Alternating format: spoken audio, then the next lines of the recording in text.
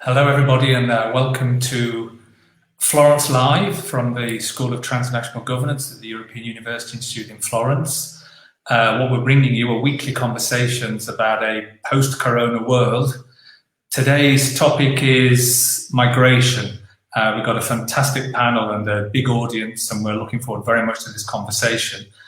My name is Andrew Geddes. I'm Professor of Migration Studies and Director of the Migration Policy Centre here at the European University Institute. Wherever in the world you are, you're very welcome. Today's event is designed as a conversation. It will be organised into two sections.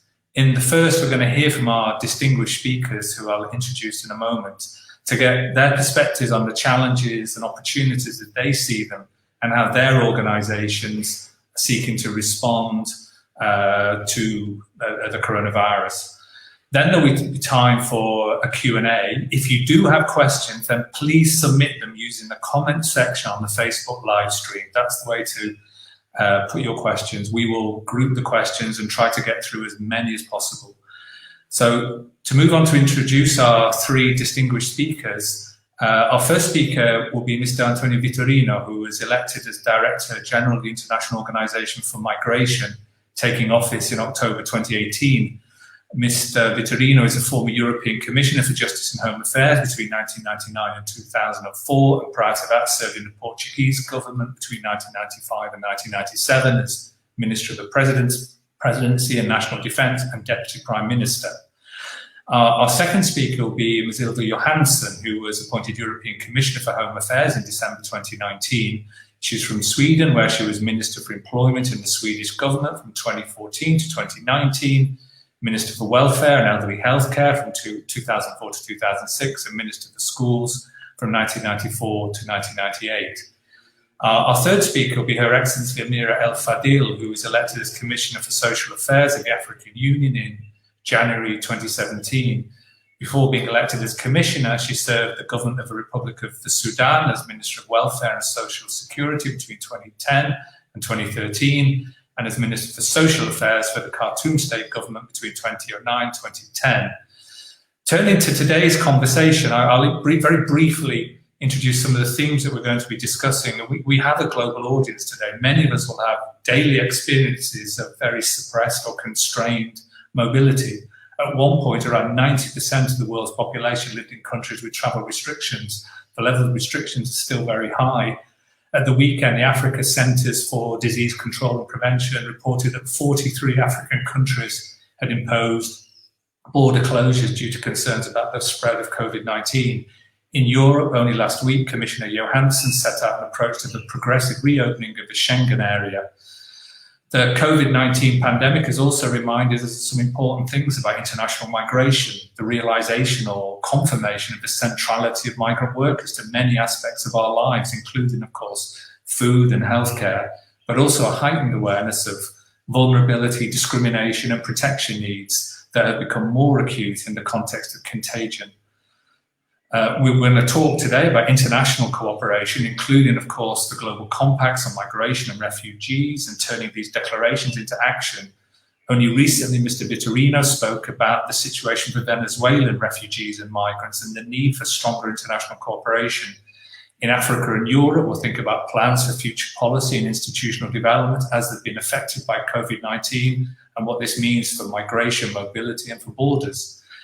There are points of agreement and disagreement with the international system, and these have been brought to the fore by the tensions around the COVID-19 pandemic. I think we see now more than ever the need for effective international responses. So that will be our focus today. As I say, there's chance for questions to be posed by the audience. You can put those in the comment section on Facebook, and as I said, we'll do our best to get through as many as we can. So to begin with, it's a great pleasure to invite Mr. Vitorino to share with us his thoughts on the current situation.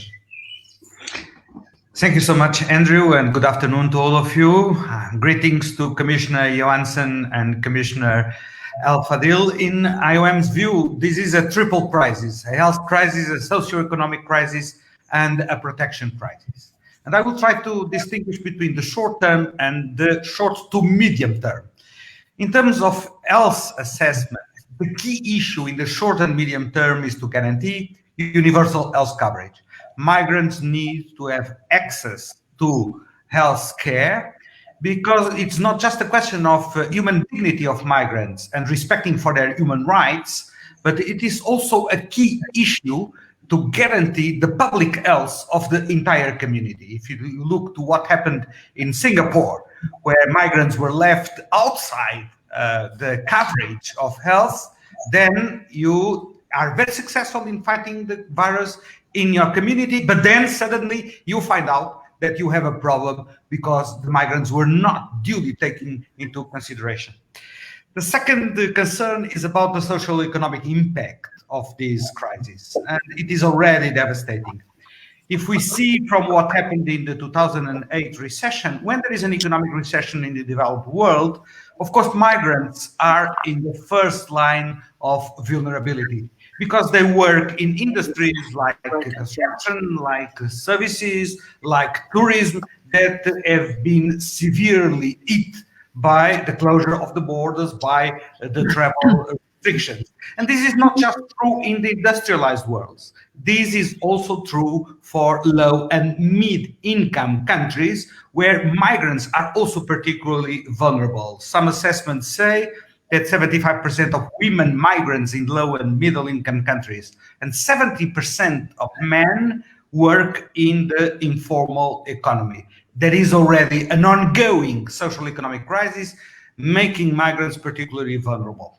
There is a side effect of this social economic crisis, which is the impact on remittances that migrants send back to countries of origin. The World Bank anticipates a drop of roughly 20% this year of the remittances to the countries of origin, which means more than 100 billion US dollars. And some countries of origin depend up to 30% of their GDP on the remittances. This drop of remittances will only aggravate the crisis in the countries of origin. On the second aspect, of course, we are now coming to the point where we want to resume cross-border mobility, but at the same time, safeguarding the health situation of the countries. And this is quite a huge challenge. Indeed, we need to start a conversation about health-proofing border management. We have some experience in that. We have dealt with the Ebola crisis, for instance, in a number of countries. But that was easier, paradoxically, because taking the temperature was enough. Here we are in front of a virus that is transmissible in asymptomatic cases. So the challenge of health-proofing on crossing borders is much more demanding. There are solutions, of course, and we need to have a conversation on those solutions, like contact tracing, like biometrics contactless, like remote visa processing. But in practical terms, we need to make sure that those systems of health proofing can work across border, are compatible and interoperable. There is interoperability of the systems adopted, and that they all respect data privacy. And we know that countries have different criteria about protecting of data. And the second concern I have is that we cannot discard the possibility of having a second wave or a third wave of this virus. So borders open, but they might close again in the future. And we need to have systems of border controls that are sufficiently flexible to incorporate this assessment in the functioning of the cross mobility. I commend Commissioner Johansson because she has recently put forward some guidelines and some criteria about opening up the external borders of the European Union. But we need to bear in mind that not all countries with which we have relations can meet the same epidemiological criteria or have the same health conditions that we have in Europe. And reciprocity will be, I can guarantee you from my experience in the past as Commissioner for Justice and Home Affairs, reciprocity is a hard issue to be negotiated. In fact, it will be easier for the Europeans to set up an infrastructure and a set of mechanisms to guarantee that there are health controls when crossing the borders. But we need to take into consideration that the developing countries will find much more difficult to set up the infrastructure, to make the necessary investments to guarantee that their citizens can move around and that they are not left out of global mobility, which will be essential for the economic recovery for the world as a whole. And this is particularly important, having in front of me two commissioners from Africa and from the European Union. This is particularly important for you too, for the two of you, because for quite a number of years we have been cooperating in trying to create a common understanding between Africa and Europe about mobility, about regulating migration, about fighting against illegal migration, about fighting against trafficking in human beings. The agreement between African countries and European countries will be fundamental, not just for the mobility as a whole, but also to guarantee the success of the free movement in Europe, the Schengen area, but also the project of the free movement in Africa, which is a very important project for the development of the cooperation in Africa. And my last remark, I think that we are in need of having some kind of global space worldwide where these conversations can take place. It's very important to have a bilateral conversation between Africa and Europe. But from my own experience after the 9/11, when we were confronted with the challenge on security in crossing the borders, it was quite clear that the weak link in the chain was the air travel. And ICAO was definitely the platform that could be used to address that challenge. Nowadays, the challenge is much broader. It's not just air traveling, it's maritime traveler, and don't forget, porous land borders.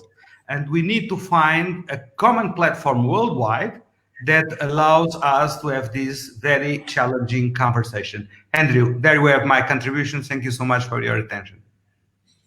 Thank you very much. I think it's a perfect way to begin the conversation. I'd like now to invite Commissioner Johansson. I think we've some interesting points there about the plan for the reopening of the Schengen area and international travel, but also I think very important points about common understanding between regions, between Europe and Africa, perhaps as we think about the migration compact. So I'd like to invite you to take the floor, please. Thank you. Thank you very much, Professor. It's an honor to be here. European University Institute and the Migration Policy Center have an outstanding reputation, and it's also an honor to be in the same panel as that António Vitorino with his long and leading role in migration, and especially to meet again Commissioner Amira El Fadil. It was only 3 months ago since we met in Addis and started our conversation and our dialogue in real life. So it's really good to see you here. So on migration and COVID-19, I think there are some remarks I would like to say in the beginning, but first a few words also on borders. We saw in the beginning of the crisis where member states and Schengen associated countries are extremely quick and in an uncoordinated manner closed internal borders, and that caused a lot of problems, and there's been intensive work to find a coordinated way towards an open and free movement inside the Schengen area. And yesterday the Schengen celebrated 35 years, and today actually almost all internal border checks are lifted. Not really, there are a few ones left, but I hope at the end of the month that all of the internal border checks will be removed, and then we will start lifting also the restrictions for non-essential traveling outside the European Union. And this, of course, going to be a very difficult road ahead together with member states, because it's not the Commission who actually decides, it's each member state that have to make this decision, and this has to be done in a coordinated manner. So this is what we are into right now in close cooperation with member states. But on migration and the pandemic, I would like to say a few important things, I think. First, it's always our responsibility to protect the vulnerables, both inside European Union and outside. And this has been really very much in focus now, how we could help and protect vulnerable peoples, for example, in overcrowded refugee centers on the Greek islands, for example, from being victims of this pandemic. And this has been so far successful. No cases has been found in these overcrowded centers on the Greek islands. We have been able to, together with IOM, to remove, to relocate people out of these camps, the most vulnerable ones. We have been able to start relocating unaccompanied minors to other member states, and that will continue the coming weeks, and that shows solidarity in practice. We have also been able to even though we are at the end of our budget period, as you might know, we have been able to find some money also for partner countries and third countries to help investing in both equipment, but also to protect and help with healthcare facilities for migrants also in other countries. And I think this solidarity is necessary in these times. But another thing I also would like to stress, except of protecting vulnerables, is also important to protect rights. COVID or not, people must have the right to apply for asylum, and they should have the full access to their rights. And this is important, even though I understand it's more difficult now for member states to carry out the processes. It's important that they do it even though it might be some delays or some adjustments.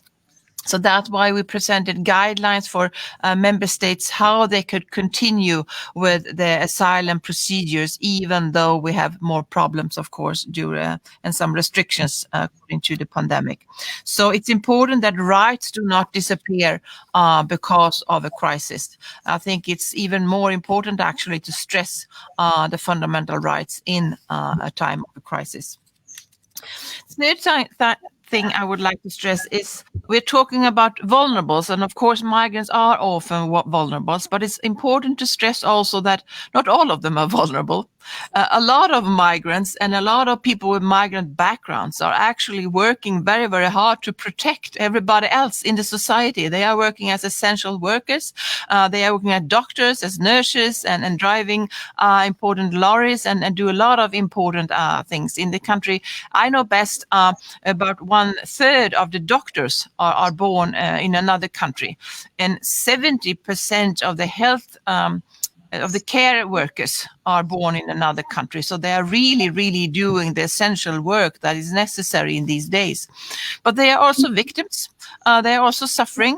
They are also people that will die out of this pandemic. So I think this stresses that migrants and people with migrant backgrounds, they are part of us. They are not them. They're part of our society already. This is important, and we couldn't do this without them. So this is important to stress. And the last thing I would like to stress is also that we are now going into a very deep economic and social crisis. What we have seen is that we might go into the deepest economic crisis the European Union has ever experienced. That's why the Commission has presented such a brave and big budget, the new multi-annual financial framework and this huge recovery fund, because now it's time to really act together in solidarity, but also because we know that we can do it much better together than anybody can do by themselves. So it's important to do this, but it's also important to bear in mind what António Vitorino rightly pointed to. Many of those that have already a vulnerable situation in the labor market are migrants. And they are risking being the first ones to be unemployed in this situation. And we also know that in times of economic crisis, there's always important to fight racism. And this is not, at least nowadays, when we are reminded about this important movement of Black Lives Matter. We have to fight racism. We have to fight discrimination. We have to stress even more the importance of an inclusive integration. And this is, as I started to say, we should never, ever allow the society to be divided into us and them.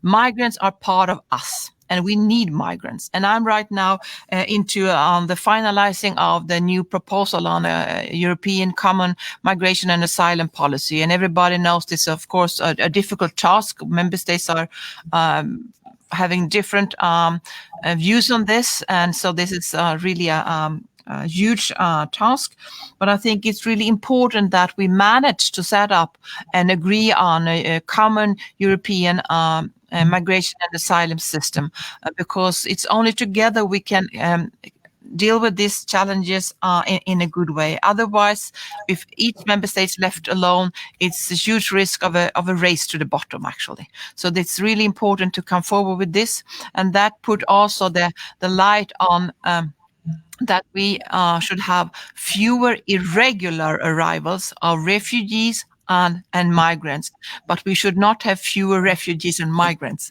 So that means that we need to focus even more in collaboration with other countries to help refugees and migrants to come to European Union in a safe and legal way. Thank you. Thank you very much, Commissioner Johansson. We seem to have a technical problem with Commissioner El Fadil, so we will try to sort that out and reconnect. So what I wanted to do was kind of begin the conversation. We've got some questions coming in, but first of all, I just maybe to push you both a little bit more on the made by Commissioner Johansson about fighting racism and the debates we see at the moment in the US, but I think also in Europe about the effects of border controls. And I was just wondering, in relation to your own organisations, what practical steps are being taken or you think could be taken to strengthen the fight against racism and protect those who may be vulnerable in terms of rights abuses because of their race or ethnic origin. Perhaps start with you, Mr. Vitorino, if that's okay. Yes, absolutely. Let me just broaden a little bit the picture, because the cases of racism that we have been witnessing are not just the ones that concern what's going on with Black Lives Matter in the United States or in Europe. Let's be fair, we have been confronted with cases of racism that go far beyond Europe and the United States. The first wave of racism connected with the pandemic was against the Asians. And because the virus was originated in China. Then we had the second wave of racist reaction against Europeans and Northern Americans in the Southern Hemisphere, mainly in Africa, because they were seen as very virus carriers. The virus was coming, including UN staff who has been hostilized in some African countries, for instance. Then we had a third problem with racism, which was the returnees. The own nationals were coming back to their countries of origin, and they were hostilized by the communities of origin because they were seen as a potential threat. And now we are witnessing here in the Northern Hemisphere, in Europe and in the United States, this situation related to the Black Lives Matter, which goes far beyond the COVID-19 crisis. It's a deep structural problems of those societies. Everywhere where we are present, we do quite a large work of information and prevent stigmatization. And the best way of doing it is exactly what Commissioner Johansson has just mentioned as well. It's not just a question that 40% of the medical doctors and nurses in the UK or in Italy or in Germany or in the United States or in Sweden are migrants of migrant origin. It's also the ones who have been working in the delivery service, in the groceries, in the supermarkets, that have guaranteed the functioning of our societies. While we were locked, we were panicked with the virus. We were locked at home, but we went on living because people were there on the front line, risking their lives and guaranteeing the functioning of the society.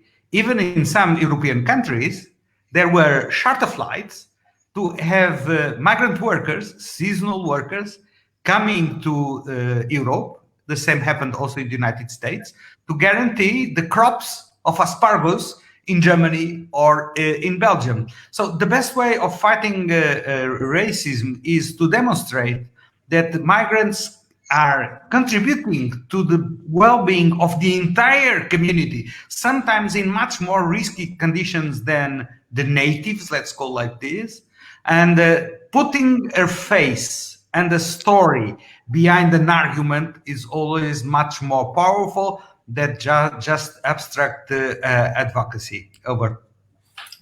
Thank you. Commissioner Johansson. I think I already touched upon some of these issues. I think it's extremely important in a pandemic crisis that we are currently right in the center of, or in Europe, luckily a little bit coming over, but still it's not finished yet. It's important to stand up for our fundamental values and to protect rights. That it should never be able to use the pandemic as an excuse to not giving people the rights that they should have. So this is important, I think. Coming to concrete things, we have a directive of anti-discrimination that's been blocked for years in Council. I hope that could be unblocked now. It's also important to take these steps, also a legislative one, when it comes to discrimination. And I think also that this debate has to be present everywhere, because there's always a risk that we could see we should always be aware of the risks that this structural racism could show its face here and there. So I think it's also important to keep that in mind. And I think what we have been talking about now, it's also important. We're talking about migrants. Migrants are different. They are as different as anybody else. Some are vulnerable, some are strong, some have a lot of competence, otherwise are lacking even the basic schooling. They are very different people, of course, and that is actually the best fight towards racism, is to show that individuals are individuals, and they are should not be treated as a group and being them, or being having some specific criteria on themselves, because they have the right to be treated as individuals as the same way as anybody else. Thank you very much. So we have a question which has come from Ruth Rubio, and she wants to ask about migrants and migrant care workers. And what she asks is, well, the COVID crisis is bringing to the fore the care crisis in the care chain, which, as we know, affects migrant women disproportionately. Will this the pandemic offer an opportunity to tackle the issue more structurally and enhance the protection of migrant care workers? Perhaps if Mr. Vitorino would care to respond to that point. Well, very often the migrants that work in the care sector are undocumented. They are in the informal economy, and sometimes they are prone to abuse, to servitude, and to exploitation. So one of the first measures that I think several member states of the European Union, for instance, have adopted was to recognize their legal status immediately. Because in some cases, even the ones who are on a legal situation, they could not postpone their residence permits or their authorizations to stay. And a number of governments have decided that due to the COVID-19, that requirement would not be asked anymore, because they could not take the necessary steps to renovate their permit of residence. But we need to go further. We need to recognize that quite a number of people that have been extremely important I will say, well, if you want to call them essential, you can call them essential. If you want to call them critical, you can call them critical workers, as you wish. But the fact is that for the functioning of the society, some of those who had a critical and essential function were not documented migrants. And so there is a need to guarantee that we protect them.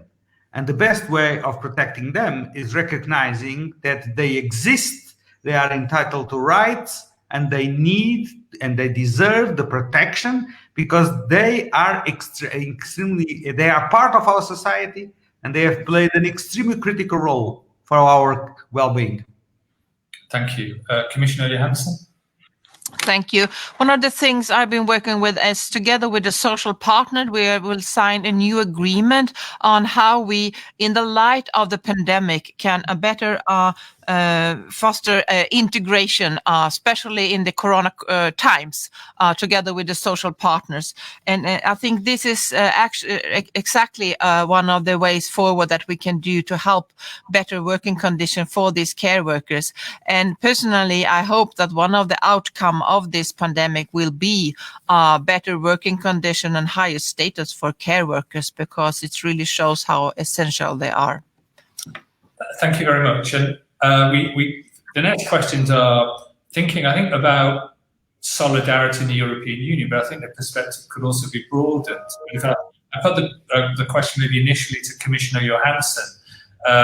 We have a question from Marquez Pinto Rui, and also Zach Schmali asks a similar question about solidarity and also maybe differences between member states in the European Union. Marquez Pinto Rui puts it as different EU countries move with different perspectives about immigration policy. So I think there's a question there about solidarity within the European Union, a common perspective within the European Union in the light of the plans that you have for a stronger common approach. And perhaps Mr. Vitorino, how this perhaps translates at the global level, where we see ambitious plans with the global compacts, important declarations, and how perhaps some of the political issues play out, how he sees the state of play for future development of these important global initiatives. So perhaps if we could start with you, Commissioner Johansson. Thank you. Yes. We need a mandatory solidarity mechanism when it comes to migration and asylum in the European Union. And this is what I will propose in the new upcoming proposal on common policy for migration and asylum. And it's necessary because for many reasons. First, of course, solidarity is the essential thing of being together in the European Union. We need each other and we do things better together than if we act each member state alone. But it's also because of the different geographical situations. We have the irregular arrivals mainly comes to 4 or 5, 6 member states.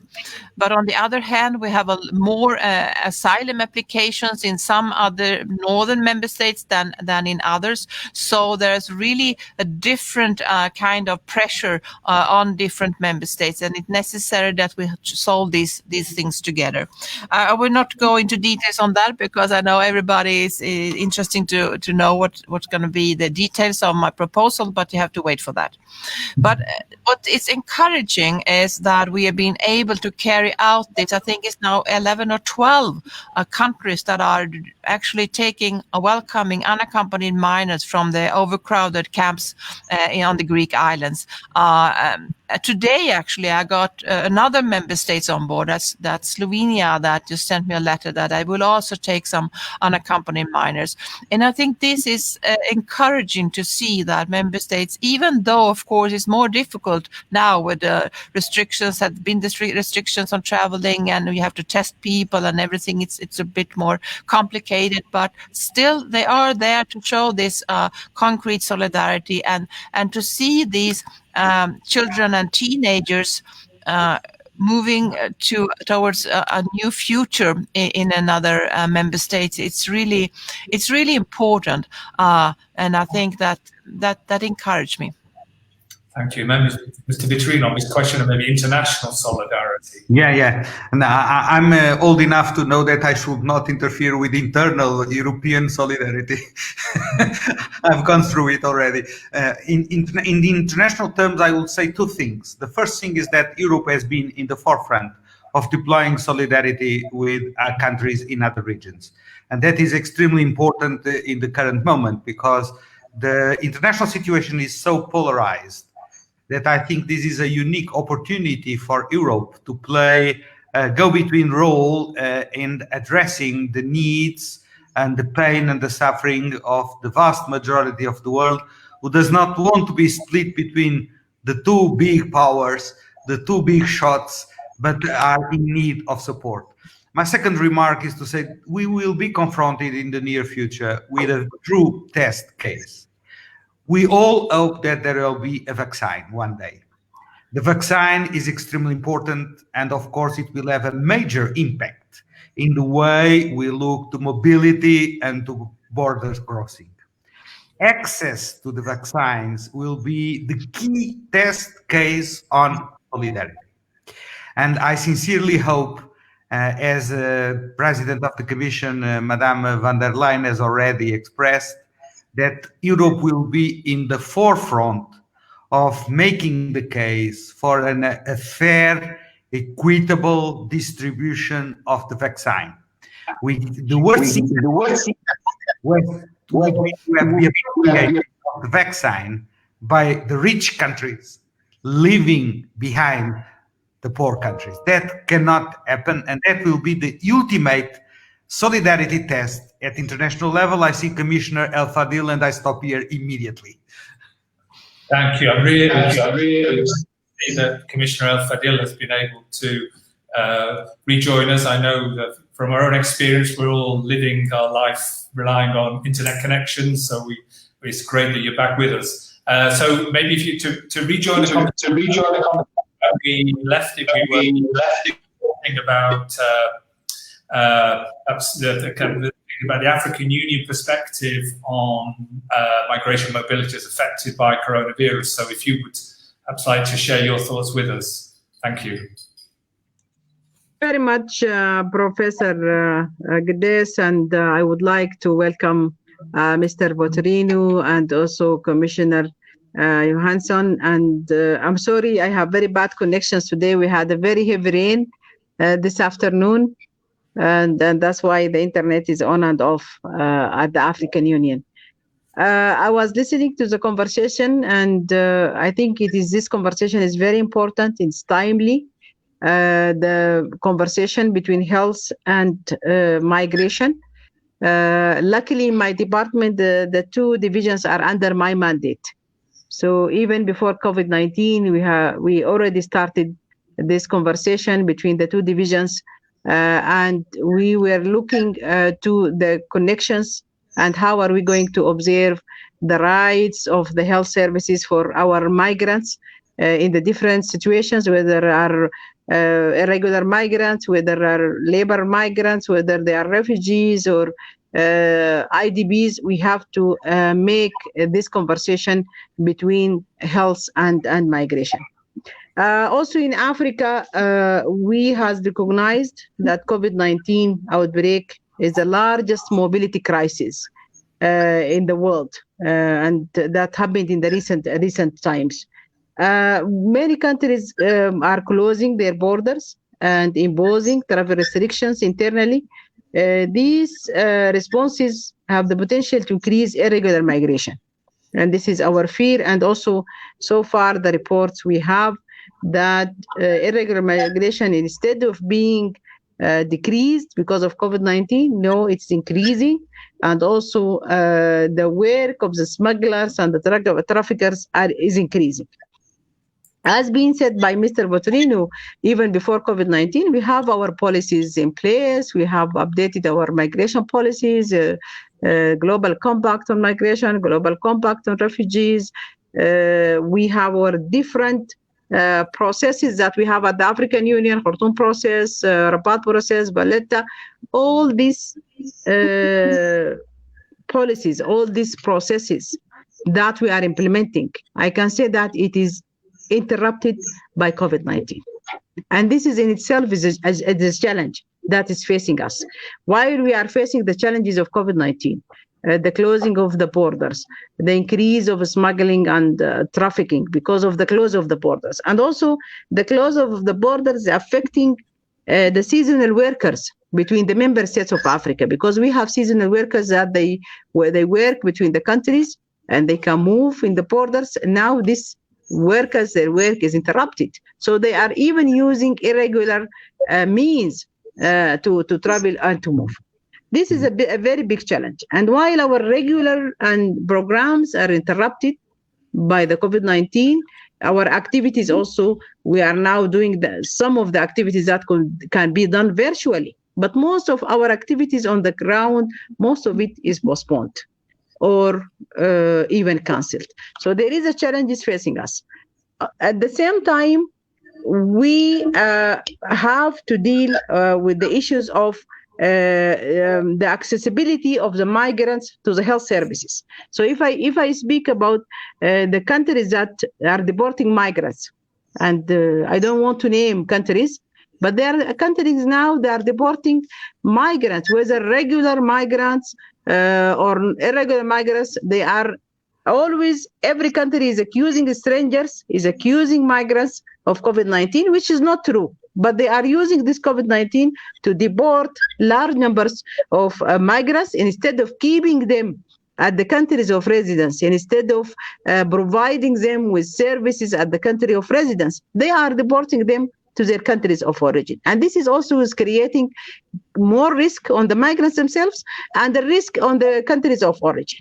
And this case is known to IOM, because IOM is part of this receiving end processes and providing shelters for this migrant. This is also a very big challenge.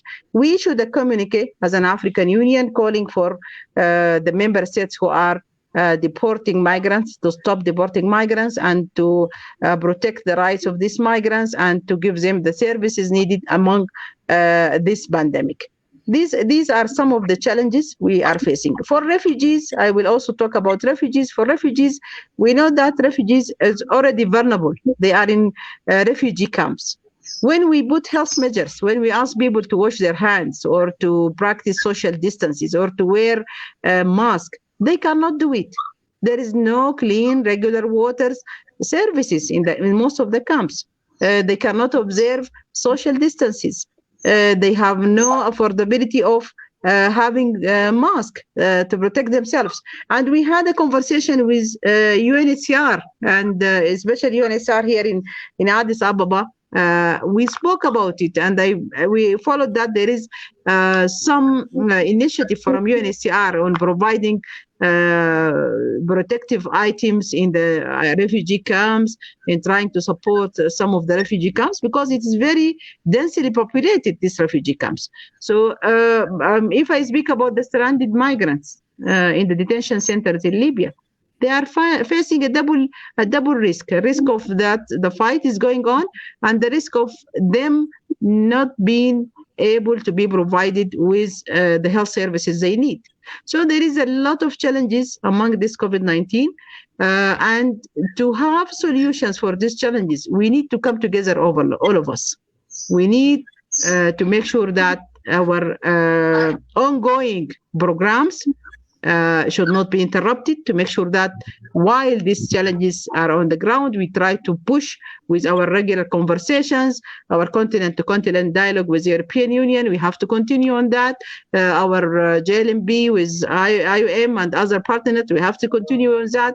We have to continue on our new updated policies on human trafficking and the smuggling of persons, and especially the updated policy on the smuggling of women and children. So we need to make sure that we mobilize all the projects and programs we are having on the ground, plus looking into the current challenges. And to look into the current challenges, we need to speak to the countries of origin and the countries of destination, or the countries of residence, and to make sure that these migrants, they should be protected. Their human rights should be protected. And this needs collective efforts from all of us together.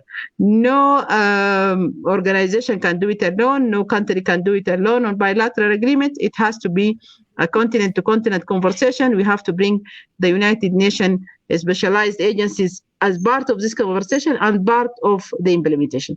These are just a few remarks, and I will be also listening. If there's more questions, I will be ready to answer.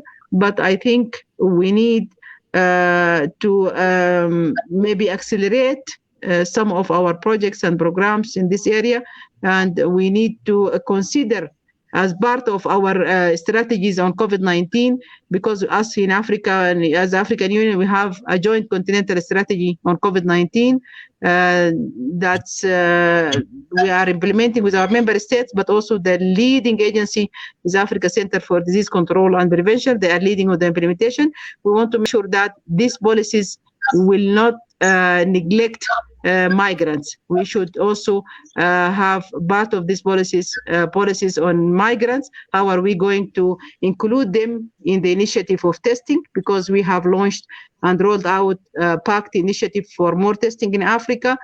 We have to include them. If we manage to have vaccines, they should be given the accessibility to be immunized. We have, if there is infected people or persons among the migrants, they should be provided with the health services needed. So we need to have them as part of the policies we are implementing on fighting COVID-19. Thank you very much. This is just a few remarks. Sorry for the interruption. The technology is not in our hands, but I will be listening. If there is questions, I will be ready to answer. Thank you. Thank you very much. It was great that we could get you back with us, and there are a lot of questions. So we now move to a kind of a more quick fire as I try to get through as many as I can. So thanks to everybody for sending questions in. I'll direct them to the person. Some of them are directed at one of the speakers. So for Commissioner Johansson, Capucine Nasturtium, who's a student at the LSE in London, she asked about hotspots and the money that's currently being devoted to the construction of 5 new reception identification centres on the Greek islands. And Capucine asks how this relates to your, when you talk about integration, and how Capucine's concerned that this might prevent people from integrating in European societies, the hotspots approach. So perhaps if you could respond to that question from Capucine. Diego, from Mark, maybe if I just put another question. Diego Acosta from the University of Bristol, a question for the Commissioner El Fadil and for Mr. Vitorino. Diego Acosta is interested in the regional free movement in Africa, in many regions of the world, and maybe if Mr. Vitorino and Commissioner El Fadil could comment on the role that regional free movement is currently playing, and are they at risk as a consequence of COVID-19, the achievements that have been made in relation to regional mobility. So maybe we put those questions to initially to Commissioner Johansson, and then we'll hear from Mr. Vitorino and Commissioner El Fadil. And we still have plenty more questions to get through. Thank you. I'll try to answer quite quickly. The importance for those that arrive irregularly to the European Union is that each and every one that apply for asylum should have a proper process. And that process has to be much quicker in many of the member states than it is today.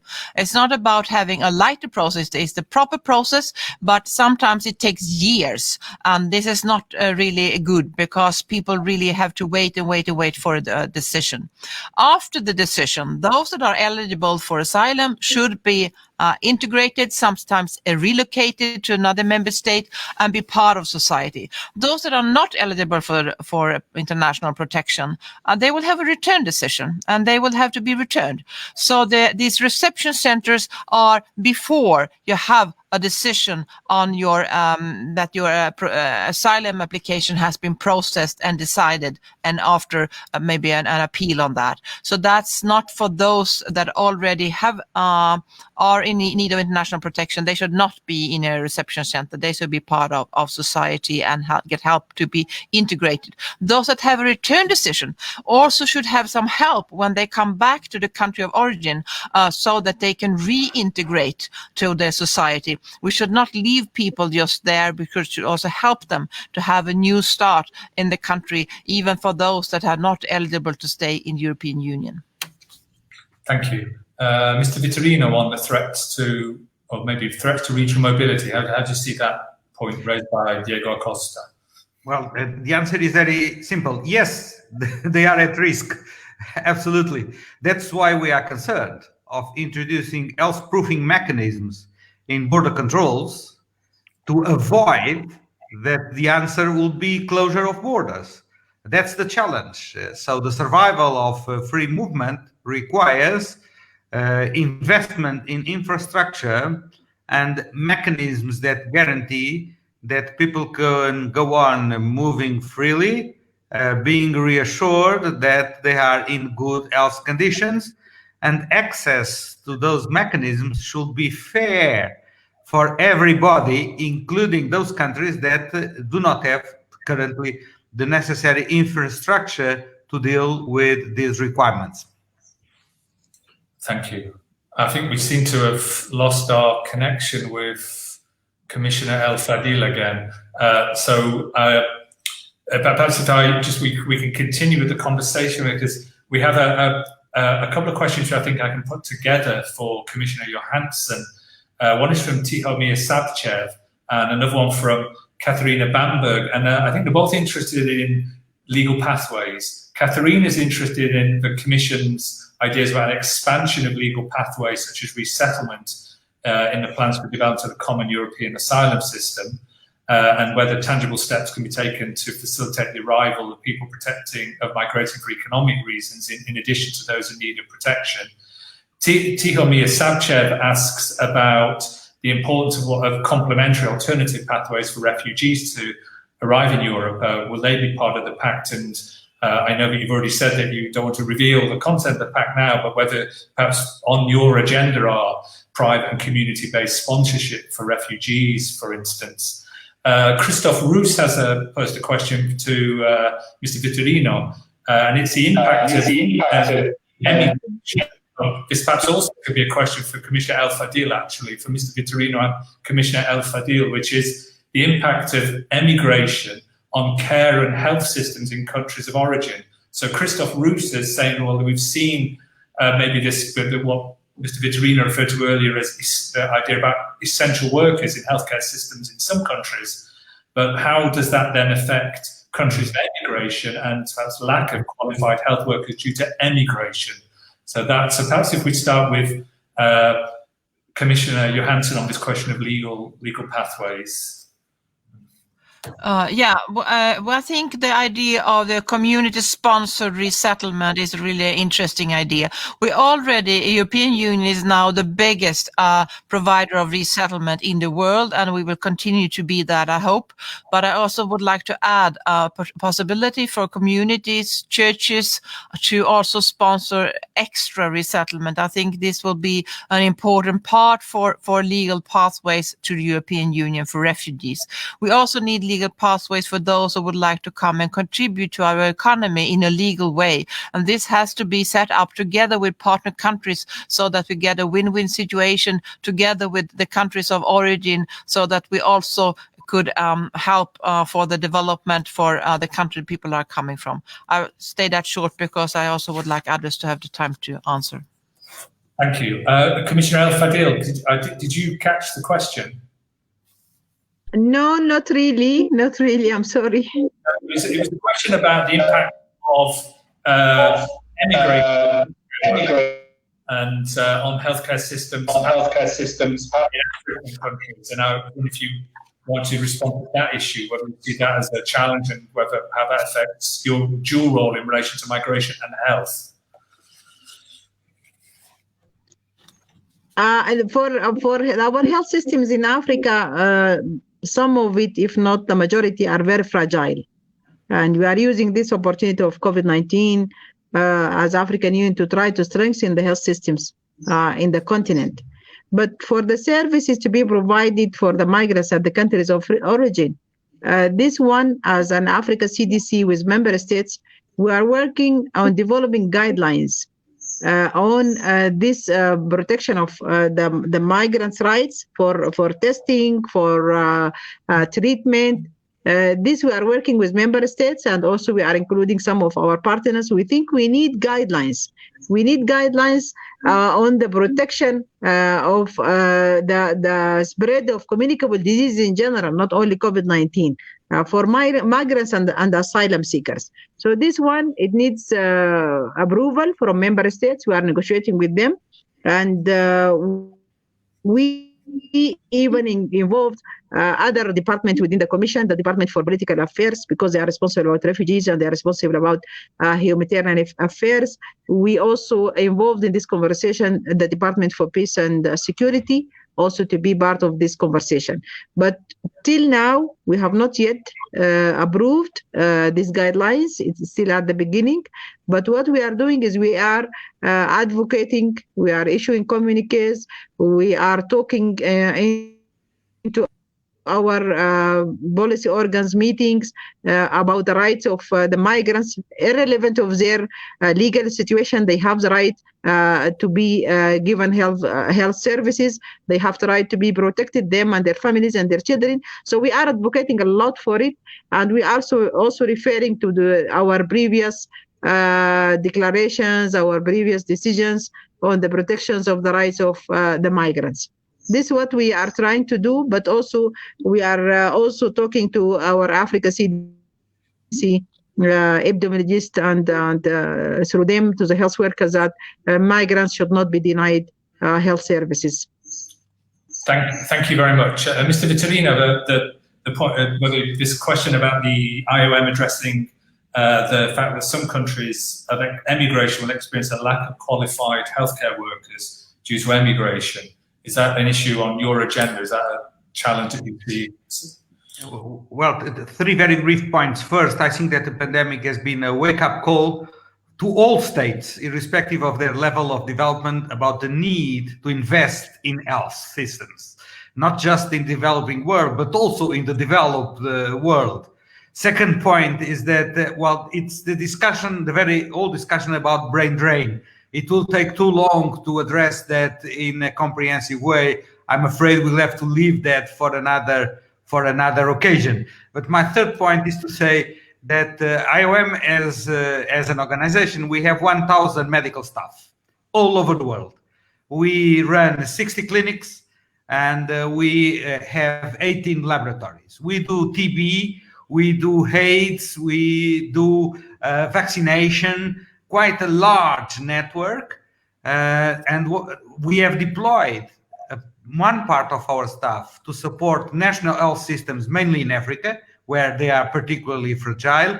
But I must say very frankly that I'm very concerned with the drop of the number of vaccination campaigns and the number of care to other diseases because of COVID-19 in the developing world. And definitely we are afraid that in some areas there might be other diseases coming up because all the efforts are being concentrated on COVID-19. Over. Commissioner El Fadil, you want to come in on this point? At this point, we just been reminded by Mr. Vitorino. We had a meeting with the Global Fund and Gavi as African Union. And we spoke with them that we don't want the routine programs of immunization to be interrupted by this COVID-19, especially for TB, HIV, AIDS, TB, and malaria, all the children disease vaccination. We don't want these programs to be affected. We know that some of our member states diverted part of the revenues and the budgets for COVID-19. But our basic position as an African Union is no. We don't want member state to do that because we will have people dying with these other diseases. So we are calling on Gavi, we are calling on Global Fund, all our partners, UNICEF, not to stop the routine immunization programs, to continue with it. We took on our part to look for more resources, to mobilize more resources for member states. And that's why we have established this anti-COVID-19 response fund. It's established by the African Union member states. They made pledges themselves, $61.5 million, but also partners came forward. Many European countries, they came forward also. They made pledges to this fund. So we are trying to support our member states by mobilizing resources and by also encouraging them and requesting from them, please don't interrupt the routine programs of immunization and the vaccines that they used to buy and they used to provide for their children or the population, not to be changed because of COVID-19. Thank you. Thank you very much. I'm conscious of time. We've actually reached the end of the time that we allocated to seminars. I think as Mr. Vitorino just pointed out, all these issues are huge concerns. I'm very happy that at the EUI and the Migration Policy Centre and the School of Transnational Governance, we work with IOM, we work with the African Union, we've worked with many colleagues in the European Commission, and we very much look forward to doing that in the future around these issues. And I'm very grateful to our audience as well. We've got a very knowledgeable and informed audience who put some great questions and hopefully can continue to engage with these topics, with the themes that we've been discussing today. Just as a final point, I just wanted to point out that this is a series of conversations. And next week, I think there's a very important discussion where the focus will be on Africa with Jutta Urpilainen, who's the European Commissioner for International Partnerships, and Mohammed Ibrahim, the founder and chair of the Mo Ibrahim Foundation. So I would, all of you who can, at 5 o'clock Florence time next Monday, join us again for one of these conversations. You will be very welcome. But I'd like to end by thanking Director General Vitorino, Commissioner El Fadil, and Commissioner Johansson for sparing the time to be with us this evening. It's been a pleasure having this conversation with you, and thanks also for everybody who's joined us. Thank you, and goodbye from Florence.